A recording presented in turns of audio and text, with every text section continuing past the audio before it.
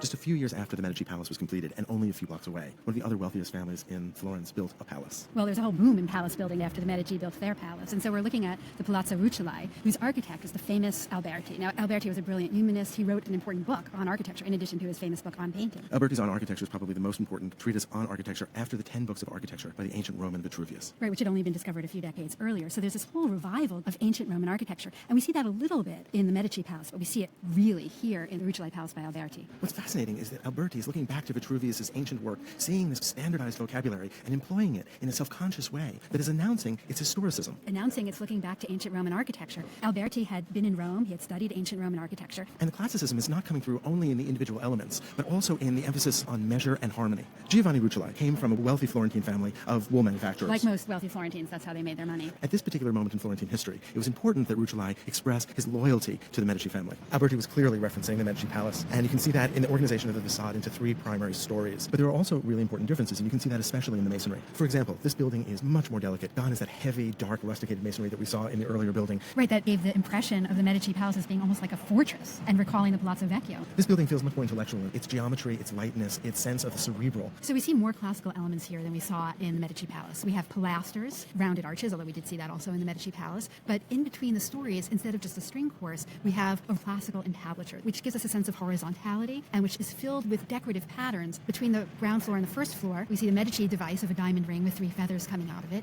And between the second floor and the third floor, we see a device of the Rucellai family of a sail that appears to be blowing in the wind. If you start at the bottom, just like the Medici Palace, there are benches on the ground floor, which is an invitation for the citizens of the city to come and rest. So the ground floor very much feels like the ground floor. It has a sense of weightiness that comes from that diamond pattern. And as you move up the facade, there are 3 sets of pilasters, each with different capitals. At the bottom, you see variations of the Tuscan traditions, or the simplest, heaviest. Above that, a form of the Ionic, and then at the top, Corinthian. And we see that differentiation of orders also if we go to the Colosseum in Rome, where at the bottom we have the Tuscan, the middle story is decorated with the Ionic order, at the top with the Corinthian. So Alberti is clearly looking at ancient Roman architecture. But the building's emphasis is not vertical, even though you've got the pilasters moving from top to bottom, because those pilasters are interrupted by these very elaborate entablatures that really emphasize the horizontality, the grounded quality of the building. Now, the building was never finished. About 2/3 of what Alberti intended is there. And you can see it's unfinished on the right side, and so there would have been a third entrance. Alberti did more than simply the facade. The structure was remodeled on the inside, joining a number of pre-existing independent structures. Now, Alberti may also have designed the loggia that is catty-cornered to the palazzo, to the palace. This is an open space with round arches, beautiful columns with Corinthian capitals, and pilasters on the interior wall, also very classicizing.